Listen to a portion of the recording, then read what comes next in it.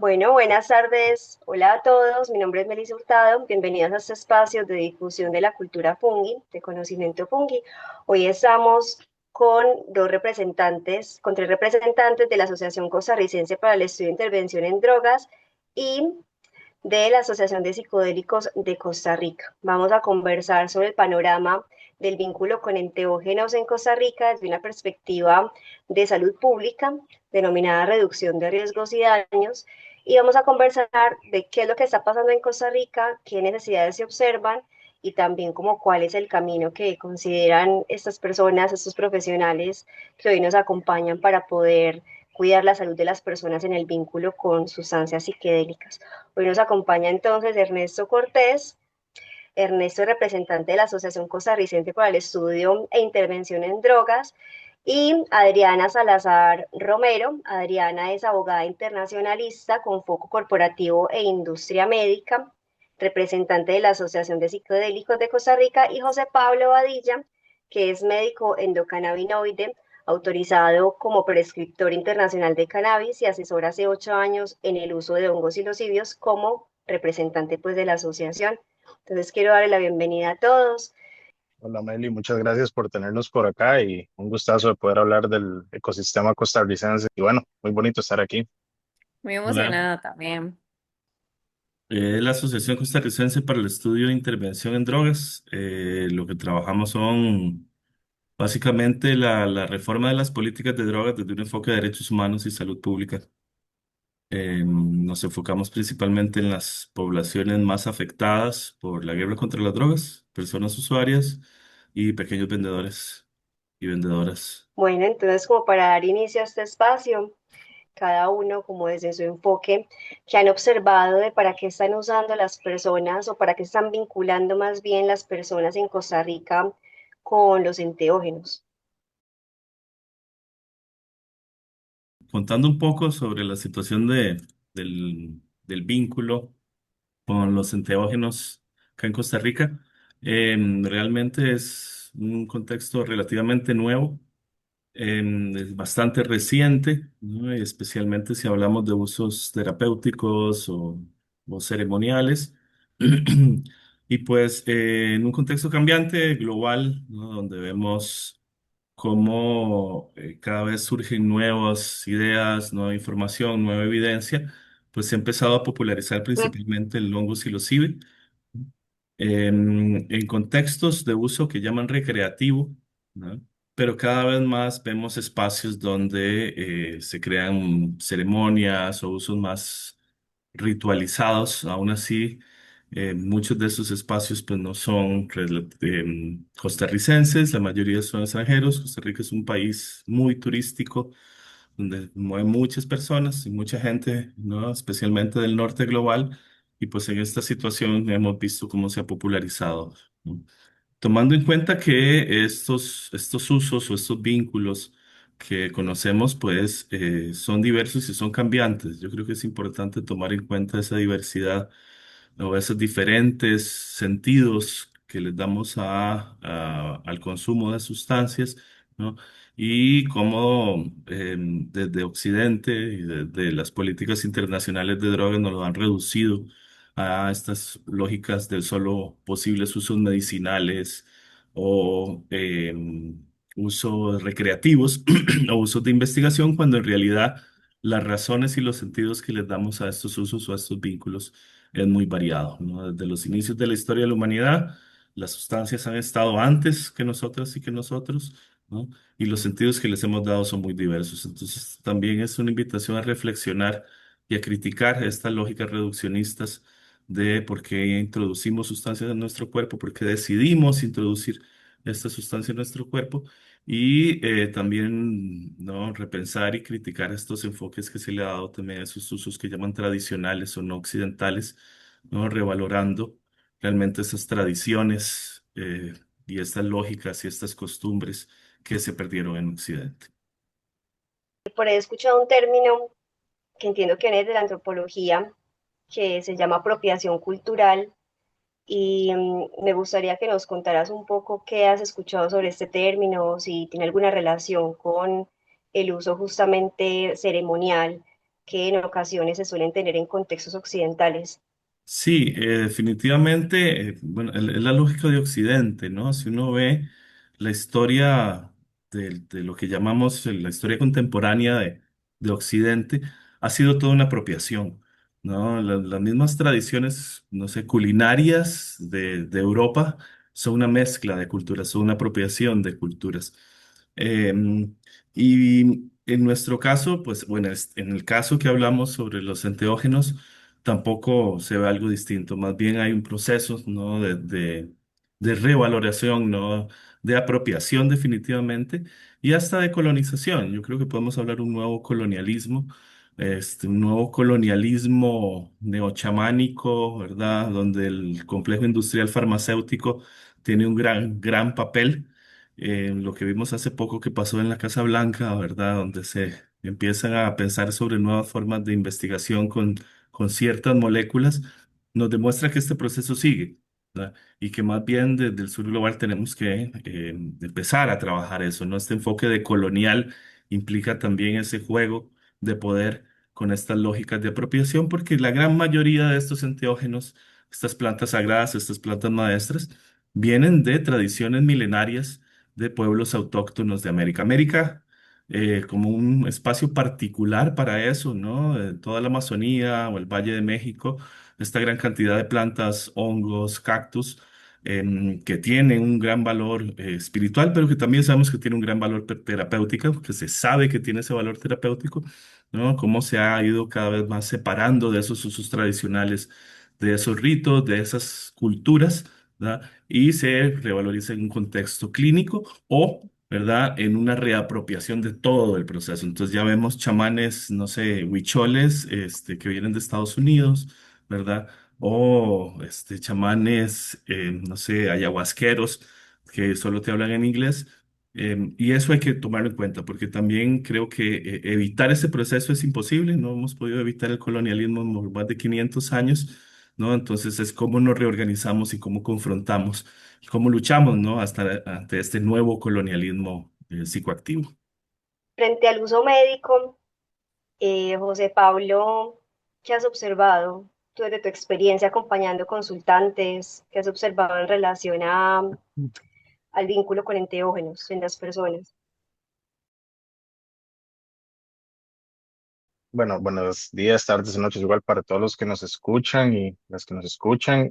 En los últimos años que he podido acompañar, digamos, algunos procesos, tanto terapéuticos como con el vínculo, digamos, de personal, porque he visto, digamos, que fuera de ese contexto terapéutico o ese régimen terapéutico, igual muchas personas eh, siguen teniendo experiencias seguras y que son de gran aprovechamiento, digamos que utiliza, bueno, no me gusta así tampoco la palabra utilizar, pero el vínculo que generan con el hongo es para aumentar su creatividad, conectar con sus niños y niñas internas, disminuir la rumiación mental, ¿verdad? Conectar o evidenciar la energía de terceros, apreciar el presente. Y también en el contexto medicinal, bueno, desde mi profesión, ¿verdad? Me ha tocado igual asesorar y guiar algunos procesos con psilocibina y bueno, muchos de estos procesos han sido, digamos, en el contexto de final de vida y transición hacia la muerte, ¿verdad? Manejo del dolor tipo neuropático y oncológico en contextos de depresión, trastorno obsesivo compulsivo, ansiedad, estrés postraumático y manías, ¿verdad? Yo lo que siempre trato como de recalcar es que el uso adulto, ¿verdad? No elimina el beneficio en la salud y que algunas personas no sigan este concepto o protocolo de terapia asistida con psicodélicos de manera consciente, no quiere decir que no puedan tener experiencias seguras y que equilibren su bienestar, ¿verdad? De igual forma, yo no recomiendo, ¿verdad? Introducir, digamos, el hongo como tal sin haberse educado previamente o haber consultado, porque digamos, así como cualquier otra cosa, no es para todas las personas. Y también hay un contexto en el cual aquí en Costa Rica principalmente, ¿verdad? Muchas veces se siguen mucho las tendencias que se dan en el norte. Y aquí, no, como decía Ernesto, ¿verdad? O sea, no tenemos una historia particular en relación al uso de los hongos psilocibios y se ha abusado mucho de eso, ¿verdad? Entonces es como un contexto, pero eso es lo que he visto en mi experiencia, así como a grosso modo, tanto profesional como personal. José, es frecuente que el uso medicinal o el vínculo medicinal más bien con enteógenos sea en un marco del sistema de salud costarricense o se hace de manera particular. Las personas buscan médicos como tú particulares u otros profesionales para que los guíen en estos procesos. Me parece que en los últimos años, como la información ha estado tan al frente, digamos, de las redes sociales, cada vez las personas entienden que para muchas veces tener éxito con estas plantas y hongos de poder, ¿verdad? Requieren guía, ¿verdad? La cuestión es quién te ofrece esa guía. Yo nunca me he autodenominado como, o sea, como ninguno de estos conceptos chamánicos, ni mucho menos, ¿verdad? Yo solamente trato eh, de explicar los beneficios que se han visto evidenciados a nivel de la literatura científica, así como de la cultura ancestral, y también reducir los posibles riesgos y daños que pueda tener una persona al utilizar esto. Dentro del marco de la salud pública, me parece que estamos lejos de introducir terapias asistidas con psicodélicos. Sin embargo, las consultas como tal, al menos desde mi experiencia, sí ha habido un aumento grande de los pacientes o las personas que consultan con respecto a qué otras alternativas podrían utilizar, qué tan seguro podría ser bueno, hongos silocibios, cannabis, ¿verdad? O sea, otras alternativas que el sistema aún no puede ofrecer, pero a nivel de la salud pública me parece que estamos lejos porque nosotros, si consideramos esto, va a ser en el momento en el que Estados Unidos apruebe, que ya sabemos que va como en ese camino, pero inclusive si lo aprobaran mañana, por decirte algo, nos va a tomar 5, 10 años, digamos, si siquiera contemplar la aprobación de los psiquiatras, que serían aquellas las personas que posiblemente estarían brindando esta atención. Entonces, bueno, yo creo que estamos lejos aquí en Costa Rica de poder brindarle salud pública. Lo que sí es cierto es que cada vez más las personas preguntan y lo que sí me queda claro es que aquí en Costa Rica no hay profesionales capacitados. O sea, realmente somos contados con los dedos de la mano aquellos que trabajamos con esto, llevamos años capacitándonos, estudiando de manera, digamos, continua. Entonces, eso también es un problema porque si no hay personal calificado no podemos ofrecer nada, ¿verdad? Y Adri, en relación a tu orientación como abogada internacionalista, ¿qué has observado? Lo vincularía con el libre desarrollo de la personalidad, ¿verdad? Donde todas las personas, hablo mayores de edad, tenemos autonomía, tenemos libertad en tomar decisiones y esas decisiones incluyen los vínculos que nosotros queramos tener con las sustancias, sean naturales o sintéticas, para desarrollar nuestra personalidad, desarrollar el sentirnos en bienestar aquí y, como decía José, usarlos ya sea de una forma medicinal o recreativa, pues siempre para un fin que sea el deseado para cada quien sin que se nos limite a esto. Entonces, está un ejemplo muy claro, muy básico, muy sencillo, que es el café. Viene de una planta y hay gente que, exactamente, ¿verdad? Hay gente que de verdad, yo no hablo por mí, pero tiene una fuerte adicción con el café y esto no hay ningún tipo de prevención de absolutamente nada y vos tenés una libertad completa de ser adicto o adicta al café o de Mm. tomarlo de la forma más sintética posible en una lata de Red Bull o de Max Energy. Es, ¿verdad? La diferencia de una misma planta que viene y se está utilizando para tu bienestar, el que sea.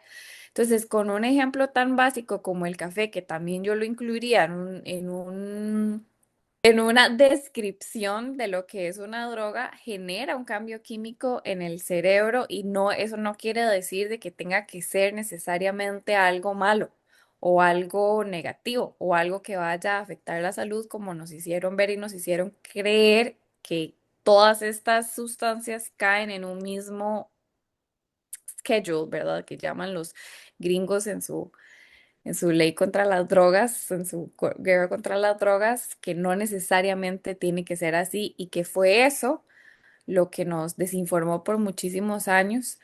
Pero bueno, volviendo al punto, sería muchísimo esto, la libertad que tiene cada persona de utilizar o vincularse con estas herramientas que pues tienen muchísimos beneficios que no son para todos, pero que los hay. Podríamos decir que estamos como cobijados, cobijadas, cobijades por la ley para hacer uso libre de sustancias psicodélicas, también teniendo en cuenta que es un derecho fundamental, pues el libro de desarrollo de la personalidad va por ahí. Bueno, me encantaría que fuera por ahí. Esa es mi postura, ¿verdad? Como abogada, pero el sistema no está ahí para nada en este momento. El sistema está todo lo contrario. Ok. ¿Qué tendría que pasar para que esa lógica pudiera revertirse? Y desde Costa Rica, un cambio completo de paradigma social, cultural, legal, educativo, casi que un reset costarricense. Ok. Bueno, yo creo que igual que estamos teniendo esas conversaciones, yo creo que vamos por buen camino. Bueno, me permito creer. Sí, o sea, ya definitivamente hay gente muchísimo más despierta con esta información que está tan a la mano ahora, pero también hay muchísima gente que todavía sigue creyendo que fumarse un purito de marihuana vas a ir al infierno y sos la peor persona del mundo y te vas a lanzar de una ventana después de matar 800 chiquitos. Y hay gente así en el poder, entonces limita el avance. Totalmente. Creo que también desde las instituciones, pues en este caso que estamos conectadas en esta conversación y muchas otras en Latinoamérica, que nuestra misión también es educar o plantear programas educativos, investigativos, vamos creando como ese granito de arena para informar y para difundir información y bueno, con la esperanza también de que se pueda apoyar esos cambios de paradigma, porque los seres humanos también nos cuesta mucho el cambio, nos resistimos cuando vemos que hay algo distinto, que es necesario transformar, pero creo que el tema de la psicodelia hace rato, pues hace un par de años se viene hablando con mucho más fuerza y creo que son unos años bastante esperanzadores como para estos cambios de paradigma. Adriana, muchas gracias por el contexto que nos compartes, pues y a todos por las observaciones que han tenido en relación a Costa Rica. En relación al contexto que han observado, o sea, qué está pasando en la región, y me refiero a Latinoamérica como región y puntualmente en Costa Rica en relación al vínculo con enteógenos, es decir, con un poco más a detalle y profundizando un poco más. Bueno, yo creo que es importante retomar el tema de la apropiación cultural, del tema de los usos o vínculos tradicionales que han tenido los pueblos originarios y que tienen muchos pueblos originarios, donde Costa Rica no está exento, ¿no? Los registros arqueológicos en Costa Rica demuestran el uso de diferentes plantas y hongos y cactus psicoactivos. Y la psilocibina se encuentra en varios. De hecho, hay unas vasijas o unos artefactos cerámicos con forma de hongo, ¿no? Que no se sabe bien para qué se utilizaban y otras, ¿no? Que tienen más que ver con yopo o sevil. Pero esos usos desaparecieron hace más de 200 300 años, ¿no? Definitivamente la conquista y la colonia hizo que desaparecieran esos usos tradicionales y aún así uno sigue escuchando personas o organizaciones que hablan sobre esos usos tradicionales en Costa Rica, lo cual también es un poco preocupante, ¿no? Porque se utilizan, ¿verdad?, las figuras de los pueblos indígenas costarricenses para lucrar, cuando en realidad Costa Rica es uno de los países que respeta menos los derechos de los pueblos indígenas, ¿no? El convenio 169 de la OIT no tiene una ley de aprobación, o sea, no hay una autonomía real de nuestros pueblos indígenas y esto es clave. Más bien, el uso de psicodélicos viene un poco más en el pueblo costarricense a este concepto, a este uso que llamamos recreativo, ¿no? Donde sigue siendo muy bajo. Incluso las encuestas o los estudios epidemiológicos que hace el Instituto sobre Alcoholismo y Farmacodependencia los une con otros tipos de psicodélicos, ¿no? Entonces, los datos hablan de LSD, hongos y otras sustancias psicodélicas, donde no siquiera llega a un 1% de la población que lo consumió en el último mes y alguna vez en la vida anda por un 3%, ¿verdad? Específicamente sobre hongos habría que buscar, pero no creo que sobrepase ese 1%. Igual hay que tomar en cuenta la forma en que se realizan este tipo de encuestas o este tipo de estudios, ya que son estudios especialmente en hogares. Entonces llegan a una casa y preguntan. Y si hablamos de sustancias que se consideran ilegales, la veracidad de las respuestas, ¿no? Mucha gente, pues, si te llegan a encuestar sobre un tema que es, hasta es considerado ilegal y es considerado tabú y estigmatizante, pues lo más seguro vas a mentir.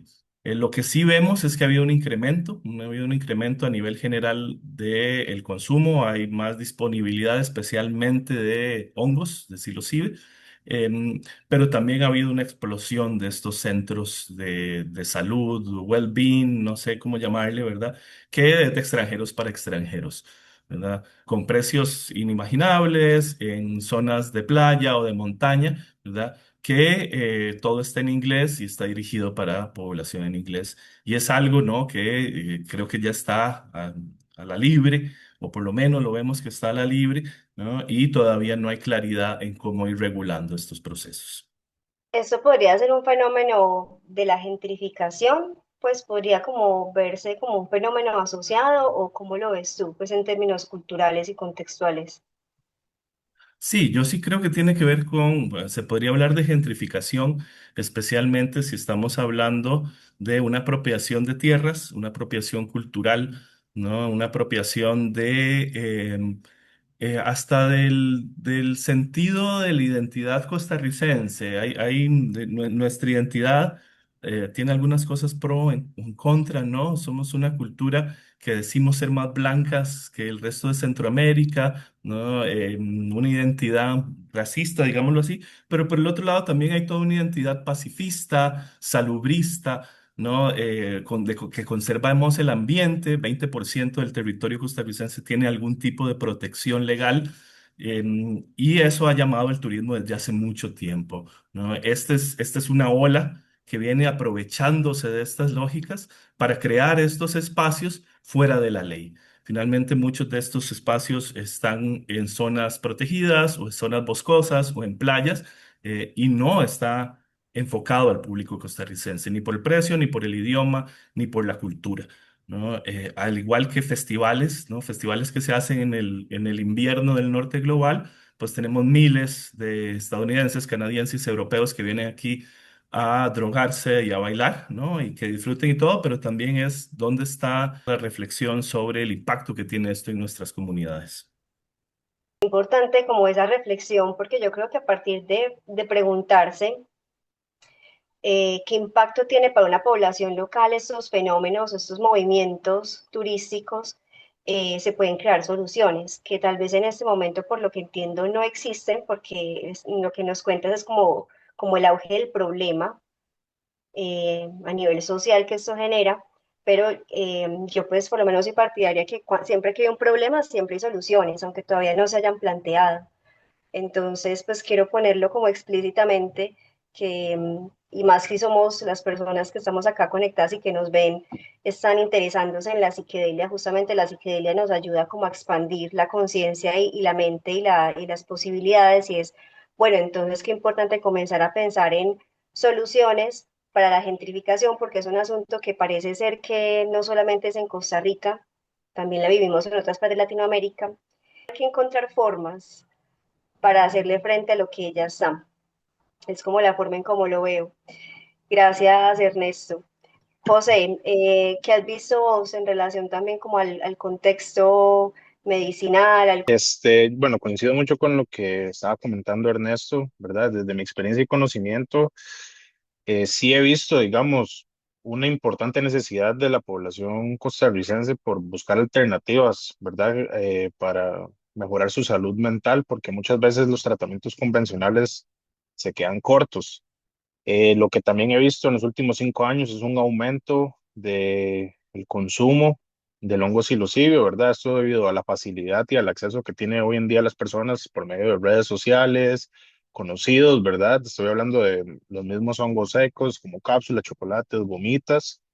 y que justamente este consumo se ha capitalizado, así como lo ha dicho Ernesto, ¿verdad? Por ceremonias de, digamos, curanderos o chamanes, pseudo chamanes, ¿verdad? Porque desde la asociación nosotros pertenecemos a la Federación Iberoamericana de Psicodélicos y Enteógenos, ¿verdad? De ahí, bueno, muchas de las reuniones donde hemos podido conversar de estos temas es la preocupación sobre la apropiación justamente de la parte ceremonial y ritualística en contexto de los hongos ilusorios, que su mayor predominancia sabemos que es desde México y que sus, digamos, ceremonias son muy características. Y aquí en Costa Rica, digamos, como decía Ernesto, o sea, no tenemos una cultura que respalde ese uso, por lo que la población costarricense muchas veces no conoce esta realidad o la ignora por completo. Y, ¿verdad? Entrando en ese tema, Costa Rica hoy en día se conoce como un paraíso psicodélico, ¿verdad? Ha salido en diferentes revistas como en Vice, ¿verdad? Especialmente no solo con el consumo de psilocibina, sino, digamos, con la cultura de ayahuasca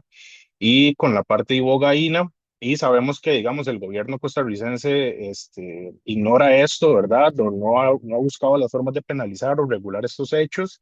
Y que justamente en Latinoamérica, ¿verdad? O sea, en distintas organizaciones latinoamericanas, hemos tratado de, bueno, observar este comportamiento, recolectar los datos, tratar de conservar, digamos, la parte ancestral y cultural, entender, digamos, cuál es nuestra posición en todo esto y el respeto, digamos, de las plantas y hongos maestras, ¿verdad? Porque nuevamente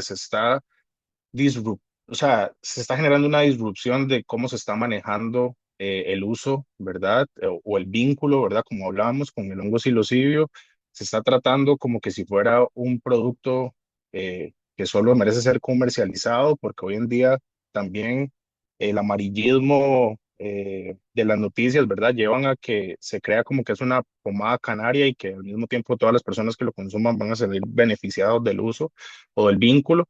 Y muchas veces, ¿verdad? En este contexto del suelo nacional se han dado reportes de adulteración de medicina, poca preparación, ¿verdad? Tanto del capacidad personal, del personal que está trabajando en estas ceremonias, así como que el lugar no es adecuado para poder hacer esto. Entonces yo siempre recomiendo, ¿verdad? O sea, consultar sobre qué experiencia tiene la persona que va a llevar la medicina, su origen, sus prácticas agrícolas, las dosificaciones, cuál es el propósito, porque nuevamente, o sea, el ambiente latinoamericano en este momento está siendo, digamos, atacado por un colonialismo psicodélico, ¿verdad? Estamos tratando de adoptar creencias del norte que no son propias de la cultura ancestral del uso o el vínculo con el hongo psilocibio, y que si bien es cierto, hemos visto beneficios a nivel científico, ese no es realmente el problema, la investigación, ¿verdad? Es la apropiación cultural, el venir y destruir el ecosistema de flora y fauna, digamos, aquí en Costa Rica, eso es lo que está pasando, o sea, lo que decía Ernesto, ¿verdad?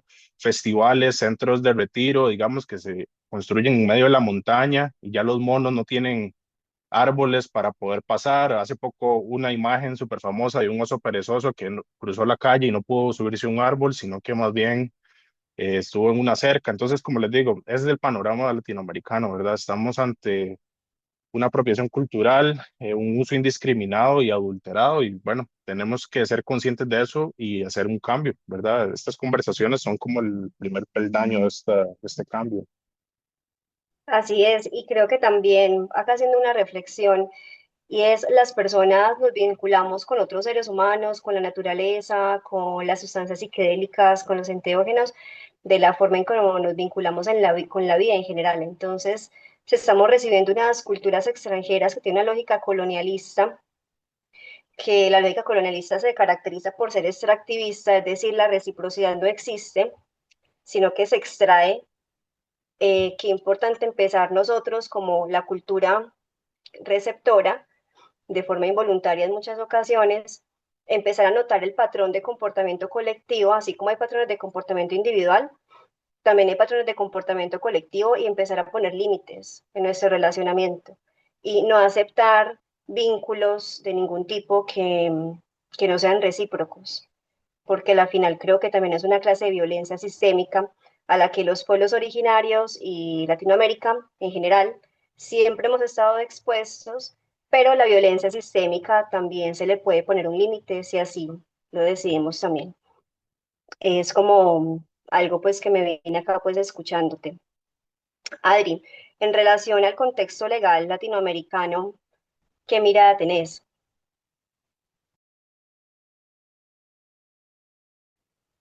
Bueno, en Latinoamérica realmente hay de todo, ¿verdad? Todavía hay países en los que solamente una pequeña posesión de marihuana ya te encarcelan por muchísimos años. Y tenemos otros países de la región donde están más bien hacia el otro lado completamente. Está Brasil, que es súper famoso por sus centros religiosos de consumo de ayahuasca. México, ¿verdad? Que fue parte de los principales en el uso vínculo de los hongos. Está Perú, que también ha crecido muchísimo en este tipo de turismo, vínculos y usos y demás. Pero particularmente en Costa Rica hay una contradicción bastante fuerte porque esto ha ido creciendo de una forma desregulada y desmedida sin que haya realmente un entendimiento cultural o político o de las autoridades sobre el uso de las sustancias, pero estas han ido creciendo así como los servicios.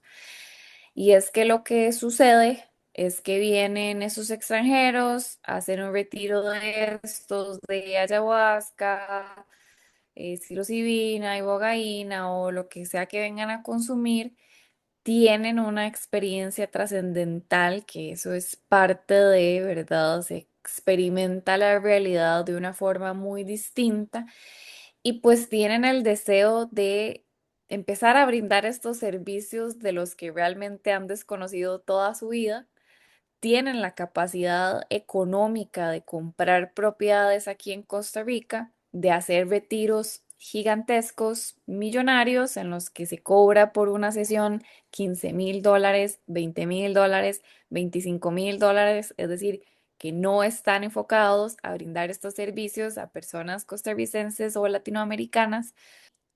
Hacen esta inversión aquí en Costa Rica, hacen esta inversión de negocio desconociendo completamente que esto es ilegal, que esto no está regulado. Entonces, cuando ya tienen un problema legal, cuando ya una persona tiene una muerte, cuando una persona tiene una psicosis, cuando ya una persona involucrada en sus retiros tiene una consecuencia por un mal manejo, por un mal protocolo, por un mal lo que sea, ya estas personas que hicieron esta inversión de retiros aquí en Costa Rica como su negocio se dan cuenta cuando ya se dan una consecuencia legal que esto aquí no está permitido, que esto aquí no está regulado y que más bien están ofreciendo algo que incluso es ilegal, que los puede enviar a la cárcel, ¿verdad? Entonces se ve. Vos pones en redes sociales, en Google, en cualquier buscador, retiros de ayahuasca y te van a salir 800 en Costa Rica, la gran mayoría en manos extranjeras. Y eso no es legal. Y esto no está de ninguna forma controlado, no está de ninguna forma medido. Entonces, se da, se ha publicado muchísimo sobre Costa Rica y sobre sus retiros de primer mundo. Pero en realidad es muy complejo porque si una persona termina en un hospital público, en un EVAIS, realmente tienen la capacidad los médicos, no solamente de los conocimientos de la sustancia, sino también de la parte del tabú de no maltratarte por estar drogado o drogada.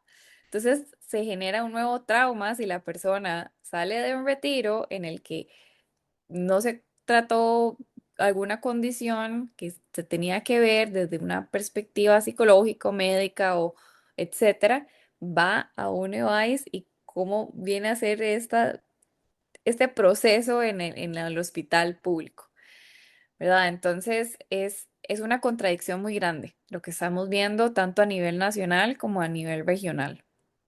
Interesante porque vamos viendo como un movimiento cultural y de migración por temas turísticos y económicos se va convirtiendo, como venía conversando pues hace un momento Ernesto, con alguna problemática social que afecta a las personas locales y ya está trascendiendo a una problemática de salud pública, porque ya estamos hablando de la salud de las personas. Entonces, nunca se trata de un problema unicausal, o sea, son problemas en cadena que van subiendo en dimensión y cuando ya se habla de la salud de las personas, creo que ya no es posible seguir haciendo los de la vista gorda, como decimos en Colombia, sino como, bueno, esto es una problemática real que hay que observar, pero justamente pues ya creo que es propicio como que podamos poner el foco en los riesgos en términos de salud y los daños, tanto en términos individuales, como tú los nombrabas, Adriana, cuando las personas llegan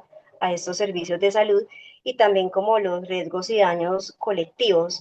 ¿Qué implicaciones ven ustedes, Ernesto, José y tú, Adriana? ¿Qué implicaciones tiene para la salud de las personas y para el desarrollo económico de Costa Rica el aumento exponencial del uso, perdón, del vínculo con enteógenos? Yo diría que hay varios, ¿no? Creo que mencionamos el aspecto social que creo que es clave de todo este tema de gentrificación, el impacto que tienen las comunidades, ¿verdad? Especialmente si hablamos de niños y niñas, ¿no? Que están viendo comportamientos o situaciones totalmente ajenos a su cotidianidad y a nuestra cultura. Pero también si hablamos específicamente de salud, sí hemos visto casos, ¿no? de malas prácticas, de procesos mal realizados y como bien dijo Adriana, la falta de regulación, la falta de conocimiento de cómo realizar este tipo de prácticas, de rituales, de usos terapéuticos, ha generado problemas de salud también en extranjeros. De hecho, hay casos de muertes, especialmente por el uso de ibogaína que sabemos que además es un enteógeno que tiene un efecto en los canales de potasio y puede generar problemas cardíacos, porque tiene que haber, nada más de procesos rituales o de conocimiento, tiene que haber procesos, digamos, de conocimiento médico y físico. Y estas situaciones, aunque han sido mencionadas en medios de comunicación, aunque han habido investigaciones judiciales, no terminan en nada, digámoslo así, ¿no? Finalmente sigue habiendo como un tipo de salvoconducto para estas personas que vienen del exterior, ¿no? Como es un tema turístico, ¿no? Se vende como una cuestión de well-being, ¿no? Centros de salud, pueden tener su permiso de salud de una clínica de salud, pero nunca van a tener un permiso para uso de plantas sagradas o de hongos, ¿no? De hecho, hay algunos de estos centros que mienten abiertamente donde dicen que Costa Rica tiene un permiso del Ministerio de Salud de estas plantas, de uso de estas plantas, cuando en realidad no es así. Y ahí yo creo que las consecuencias son mayores, porque también no permiten o crean una imagen, ¿verdad? Irreal de lo que es. Y he conocido personas costarricenses con el interés, con el conocimiento, con todas las ganas de hacerlo, y les pasa lo que dice Adriana, ellos y ellas sí buscan y preguntan, y cuando se dan cuenta que es ilegal, pues por supuesto que no van a meterse en este tema, ¿verdad? Porque además a los ticos y a las ticas sí las van a perseguir, ¿verdad? A los extranjeros no. Entonces, creo que es clave entender esa realidad. Súper acertado, me parece, mi hermano. Yo agregaría justamente, digamos, que muchos de estos lugares ni siquiera realizan un chequeo básico o un chequeo de antecedentes de los usuarios, ¿verdad? Como decía Adri, digamos, muchos de estos centros se colman, digamos, de expatriotas y de veteranos de guerra, ¿verdad? Y exadictos, o sea, una población que requiere un personal calificado, ¿verdad? Y con alta experiencia para el manejo de terapias, digamos, psicoactivas que van a tener un efecto potente sobre la salud mental y física de estos usuarios, ¿verdad? Y como bien hablábamos, esto no es, el público meta no es el costarricense, ¿verdad? Ni siquiera de clase media o alta, o sea, ningún tipo de costarricense. Y en lo problemático, ¿verdad?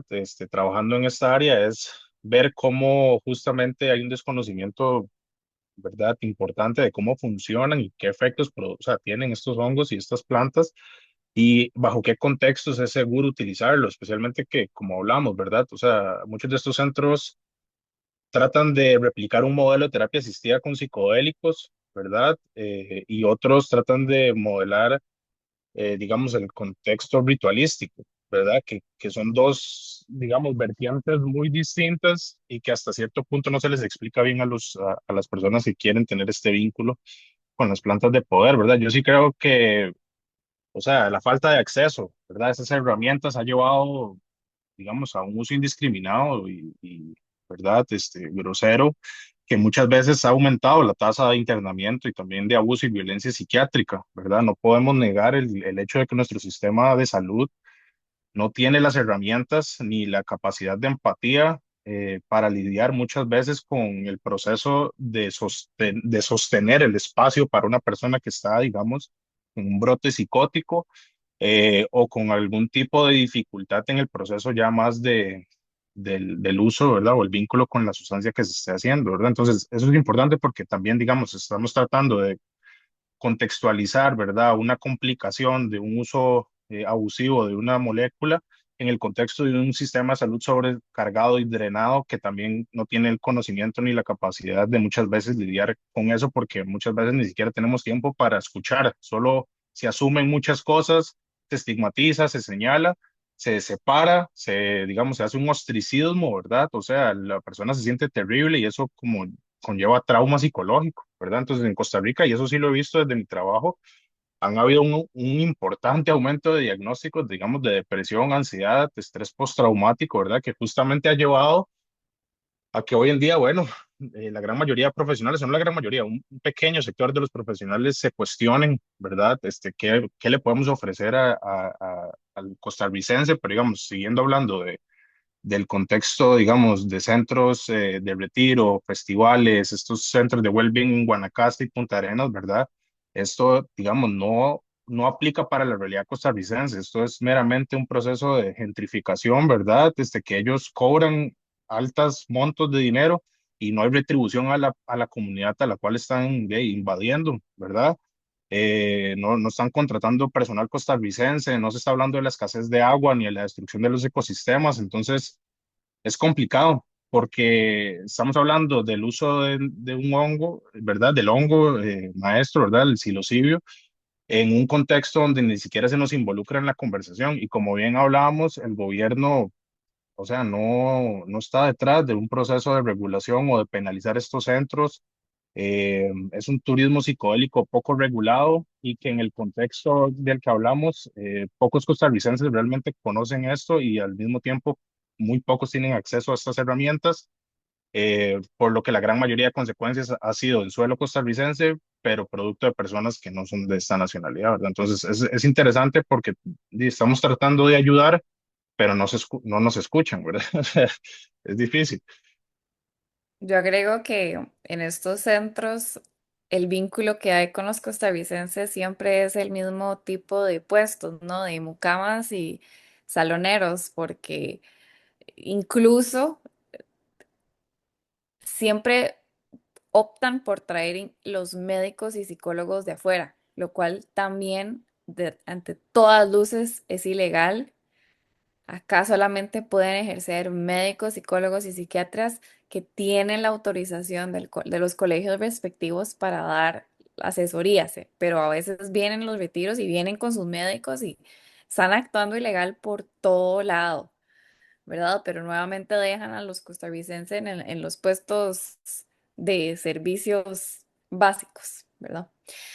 Y bueno, yo a esto, todo esto quisiera agregar que en Costa Rica todavía hay un paradigma de abstencionismo y de prohibicionismo, ¿no? O sea, no deberíamos consumir esto y punto. Ahí quedó la comunicación con las autoridades, ahí quedó la comunicación con el gobierno y ahí quedó la mentalidad de muchísima gente.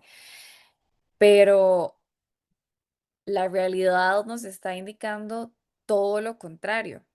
Costa Rica es uno de los países donde más se consume marihuana. Es exagerado en los parques, en festivales, en las casas, en todo lado. La apertura que se está dando de igual forma a los hongos. O sea, tal vez en la capital esto no lo vemos mucho, pero moverse un poquito hacia el Caribe o moverse un poquito hacia Guanacaste y en tiendas te venden miel con psilocibina y hay ahí no hay ley, ¿verdad? Ahí no llega nadie a regular esto y la gente lo está consumiendo. Entonces, ya es una cuestión de salud, de protección, de derechos humanos y no de la moral hipócrita costarricense por la que nos hemos guiado, liderado y gobernado por muchísimos años, que gracias a estas sustancias es que más bien nos estamos abriendo a que ya no, ¿verdad? Coincido, coincido. En términos como de las posibilidades, a mí me gusta pensar, me gusta analizar no solamente pues las problemáticas, sino también como hablábamos ahora, las soluciones. ¿Qué consideran ustedes que se puede hacer para cuidar la salud de los grupos poblacionales, tanto locales como extranjeros?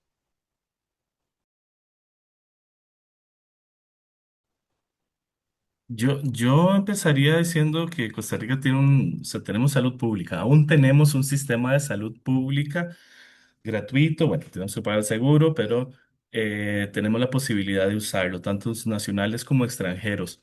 Este sistema ha venido cayendo, ¿no? Y si hablamos especialmente con el tema de uso de sustancias, tenemos hasta instituciones específicas dedicadas a eso, como el Instituto sobre Alcoholismo y Farmacodependencia o el Instituto Costarricense sobre Drogas. Tenemos un sistema nacional de tratamiento e incluso tenemos una política nacional de reducción de daños. Existe un modelo nacional de reducción de daños creado desde 2017 en su primera versión, 2024 tiene una segunda versión, pero que no incluye nada sobre el uso de psicodélicos, no incluye nada tampoco sobre estos centros o estos espacios o en contextos de festivales hasta ahora se está empezando a hablar de espacios seguros y de reducción de daños. Pero también hay que entender que la reducción de daños para América Latina es distinto a la reducción de daños del norte, que se ha enfocado principalmente en el uso de opioides por vía inyectada. ¿Verdad? Todo este tema de intercambio de jeringas, de metadona o buprenorfina como un sustituto a la heroína o al fentanilo, ¿no? O naloxona para prevenir sobredosis, nuestras culturas son más de fiesta, por lo que vemos más el uso de estimulantes, ¿verdad? Cocaína, MDMA, ¿no? Anfetaminas cada vez más en México, y el uso de psicodélicos, LSD, psilocibina, mescalina, y ahí podríamos seguir. Y hasta ahora estamos empezando a hablar. Realmente es mucho el impulso que ha hecho la Asociación Psicodélica Costarricense, ¿no? De empezar a hablar de estos temas. Yo creo que ha empezado a sensibilizarnos, pero que todavía nos falta mucho, ¿no? Todavía falta tanto a nivel de sociedad civil, ¿verdad? Por eso estos espacios son tan importantes, tanto que nos organicemos, que empecemos a sacar información, que empecemos a posicionarnos frente a la institucionalidad que, como bien dijo Adriana, sigue teniendo un enfoque prohibicionista, punitivo, basado en la abstinencia, que ya sabemos que no funciona. Entonces, más bien lo que hay que ver es cómo cambiamos eso, cómo impulsamos un nuevo enfoque, cómo hacemos que las personas reflexionen y piensen sobre este vínculo con las sustancias, el por qué lo quiero hacer, que yo creo que es clave para todo este proceso, ¿no? La intención, ¿cuál es tu intención en esto? Y no solo para tu uso personal, hablando también de estos centros, ¿verdad? ¿Cuál es su intención de venir a Costa Rica y montar un espacio como estos para lucrar, ¿verdad? ¿Y qué impacto puede tener esto en el país? Bueno, creo que desde el aspecto de salud pública, ¿verdad? Creo que el primer mandato que yo siempre trato de tener muy claro es no hacer daño, ¿verdad? O sea, reconocer la responsabilidad que tenemos y también la responsabilidad del usuario, ¿verdad? Digamos, de construir una autonomía y educarse, ¿verdad? Buscar información que les permita ejercer prácticas de autocuidado en el contexto de enteógenos, ¿verdad? Considerando el contexto y desde la asociación hemos tratado, ¿verdad? Porque es un trabajo colectivo y Ernesto también ha sido parte de ese trabajo, de tratar de hacer esta conversación lo más transparente posible, ¿verdad? O sea, entre más directos seamos con la información disponible, entre más conscientes seamos de que hay que tener cierta preparación, respeto por el hongo principalmente, porque tiene que haber un respeto en el concepto ancestral, o a pesar de que no utilicemos o que no generemos el vínculo de manera terapéutica, o bueno, de manera terapéutica, de igual forma hay que generar un respeto por el hongo, porque bueno, estos son organismos vivos, ¿verdad? O sea, son seres que coinciden con nosotros en la parte que habitamos en este mundo, ¿verdad? Entonces, desde la asociación, ¿verdad? Adri y mi persona también, bueno, redactamos un documento como parte de las soluciones, ¿verdad? Que contiene preguntas y definiciones en relación a los acercamientos y terminología del abuso, que nosotros recomendamos, ¿verdad? A todas personas que tengan interés en llegar a estos centros de retiro o a estos, digamos, a estos intercambios, ¿verdad? O festivales, para justamente evitar situaciones de abuso que igual, o sea, esto hay que tener mucho cuidado, ¿verdad? Muchas de estas sustancias y estas eh, centros, ¿verdad? También se aprovechan de la vulnerabilidad de los usuarios, ¿verdad? Y se han hecho reportes y también se han hecho denuncias a los organismos judiciales y pocas veces sucede algo, ¿verdad? Entonces nosotros igual instamos a revisar este documento porque ahí también viene información de instituciones que responden justamente al abuso físico, sexual o psicológico. Y bueno, nuevamente, o sea, recordar, ¿verdad?, que la mayoría de los costarricenses no apoyan esta forma de turismo, entienden que hay un concepto gentrificador y colonialista, no hay reciprocidad con los pueblos afectados. Y ciertamente también tenemos un gobierno deficiente, ¿verdad? No les interesa, no están resolviendo, no se están haciendo cargo de las muertes en suelo nacional.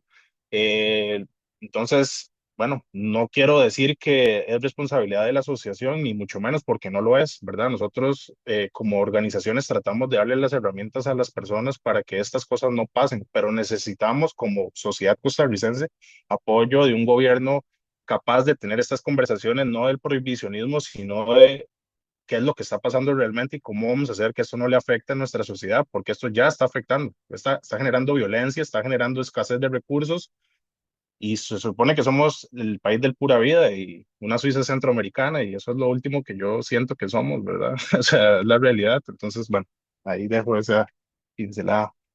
Desde el marco legal, yo lo vería desde dos perspectivas. Primero, la perspectiva individual como persona.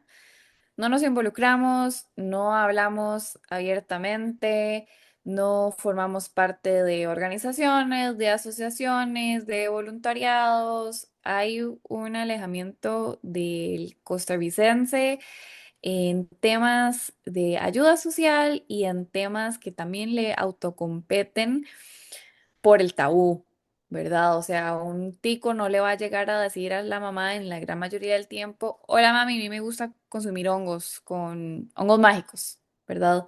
Y eso hace que sea parte de la cultura nuestra hipocresía y nuestro tabú y lo que hace, que viene a ser el siguiente punto, que todavía esta idea del abstencionismo sea lo que se crea en la cultura que vaya a funcionar, que está completamente equivocado si se ven en los números y en las cifras la cantidad de personas que consumen desde un cigarro a una vibra, a un puro, a un hongo, a una línea, o sea, lo que sea que se consume a nivel nacional es bastante, son muchísimas las personas y como digo, como no nos involucramos, no hay unión. Entonces es muy fácil para un gobierno no prestarle atención a estas cosas, quedarnos con las mismas políticas de antes de abstencionismo, prohibicionismo, ¿verdad? Pero bueno, esperando un cambio positivo para reducir todos estos riesgos, desde lo estatal se solicitaría, se pediría por favor una actualización a las políticas públicas en salud, en reducción de riesgos, en protección a las personas.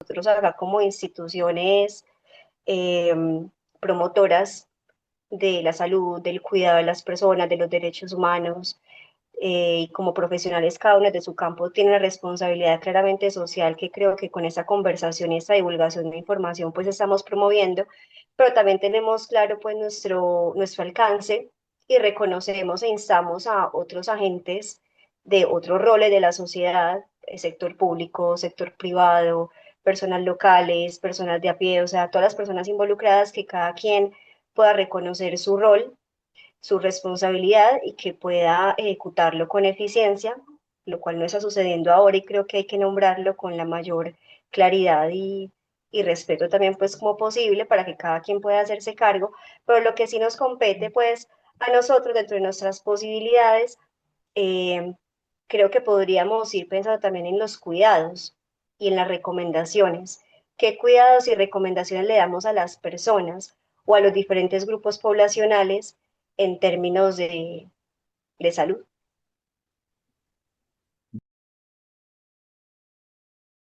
Yo empezaría un poco con lo que estábamos hablando antes, ¿no? Y sobre el tema de organización. Yo sí creo que es clave.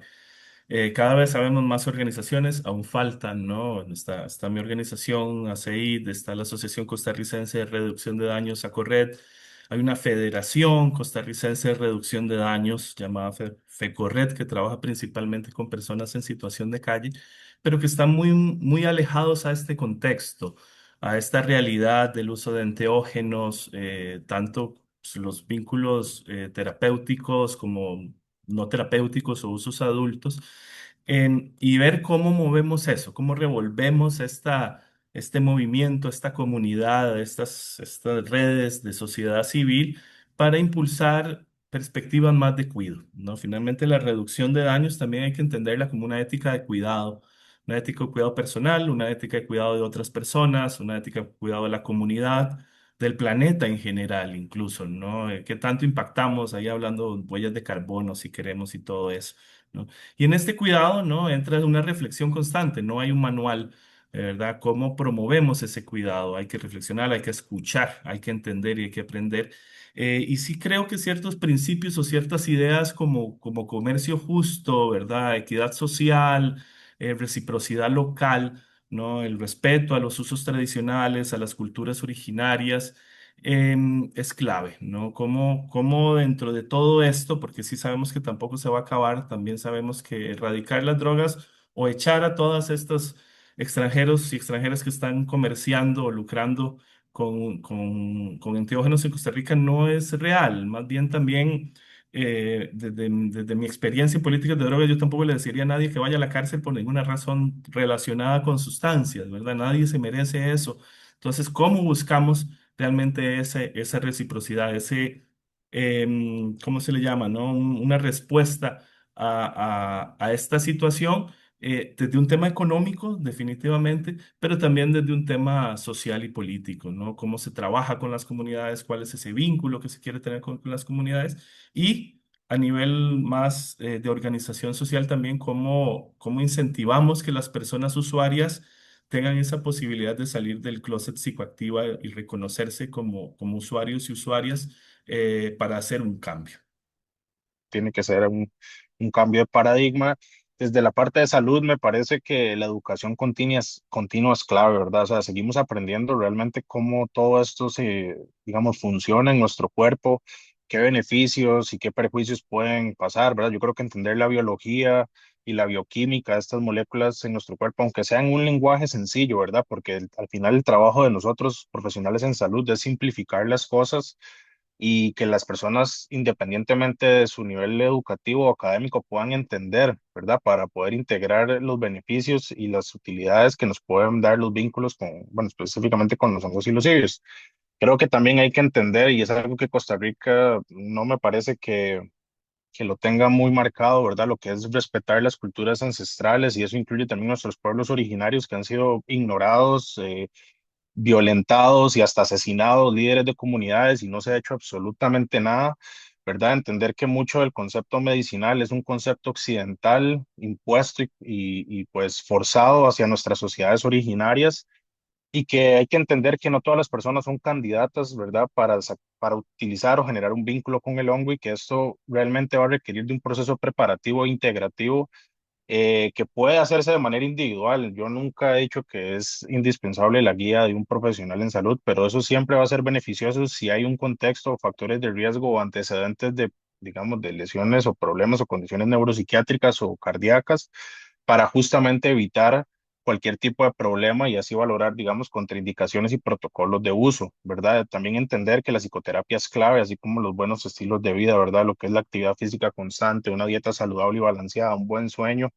porque digamos, estos hongos y estas plantas, ¿verdad? O sea, muchas veces se romantiza mucho lo que pueden hacer por nosotros, ¿verdad? Y estamos, como venimos hablando, destruyendo ecosistemas, tratando de encontrar una solución a la crisis de salud mental que tenemos. Pero cuando uno habla con las personas, ¿verdad? La gran mayoría fallamos en muchos de estos conceptos de buenos estilos de vida. Entonces yo creo que hay que empezar por ahí también, o sea, la educación, hay que educar a todos, tenemos que educarnos, seguir aprendiendo, entender que somos, o sea, máquinas biológicas muy complejas, ¿verdad? Y que seguimos entendiendo cómo funcionamos y, bueno, qué es lo que tenemos que hacer para seguir creciendo como sociedad, ¿verdad? Pero eso me parece que es lo que podríamos hacer para maximizar los beneficios, ¿verdad? De todas estas plantas y hongos de poder. Sí, muy de acuerdo, muy chida toda esta explicación, José, gracias. Desde mi perspectiva legal, sería más como asegurarse, ¿verdad? De forma individual, si a los lugares o con las personas, o incluso si lo estoy haciendo desde casa, si hay protocolos, ¿verdad? Si hay alguna forma que me esté protegiendo para mi atención, para mi momento de vulnerabilidad, para si sucede algo, ¿no? Si hay un riesgo, si hay realmente una política de reducción de riesgos donde sea que yo vaya a hacer este uso, este consumo o esta práctica, un mal viaje, una psicosis, una muerte. Lo hemos visto, una muerte, ¿verdad? Ahora, lo ideal sería que ya existen en el mundo muchísimos avances científicos, médicos, políticos, psicológicos. Hay un montón de estudios, hay un montón de países en los que ya se han abierto a tratar estas sustancias. Ok, sí, lo vemos desde una perspectiva muy médica, muy de terapia, pero es un avance, ¿no? Y es un avance positivo, es un avance que está demostrando a toda la comunidad científica, a toda la comunidad civil, a la sociedad civil, quiero decir, que, que esas sustancias tienen muchísimos beneficios, que no solamente es una cuestión de ser recreativo y que quiero ir a la jungla, a un festival y mandarme 800 cosas, no. Y también, bueno, viene el tema de que lo recreativo, ¿quién dice que no también es de cierta forma terapéutico o medicinal?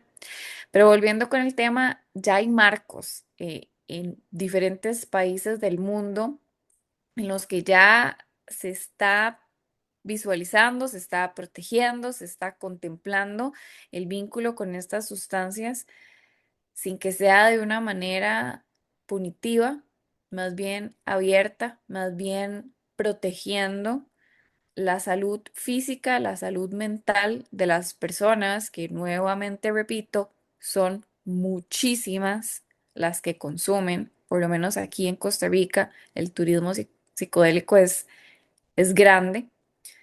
Entonces, pues nuevamente viene a ser un marco regulatorio en pro a la medicina, en pro al avance, en pro a la salud y no más bien en contra. Muy interesante la perspectiva de todos. Muchísimas gracias. Vamos a ir cerrando. Creo que esto que hemos conversado hoy es como una introducción o una apertura de un panorama, es como tomar una foto en tiempo real 2026 de lo que está pasando y también con un poco de perspectiva de ir viendo qué puede suceder a futuro teniendo en cuenta los cambios del entorno.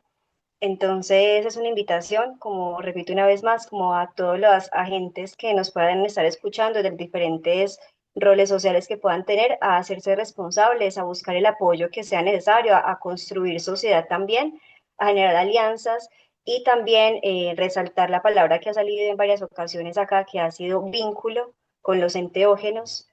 No se trata de un uso, aunque sea la palabra naturalizada que tenemos, es un vínculo con seres vivos, con un tipo de naturaleza muy poderosa que hay que tratar con respeto, que ustedes mencionaron, que de la Sociedad de Psicodélicos de Costa Rica hay unos avances, unas construcciones que pueden difundir para compartir con las personas, para que puedan tener en cuenta en términos de reducción de riesgos y daños.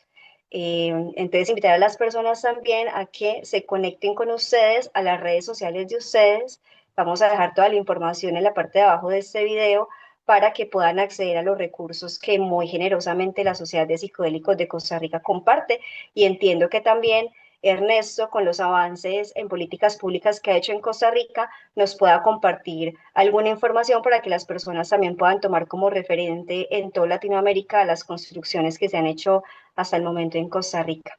Entonces, muchas gracias a los tres, a Adriana, José, Ernesto, maravilloso escucharlos. Han hecho un trabajo increíble cada uno de ustedes en sus organizaciones. Y bueno, esperamos seguir construyendo ese camino colectivo con el tiempo. Mil y mil gracias.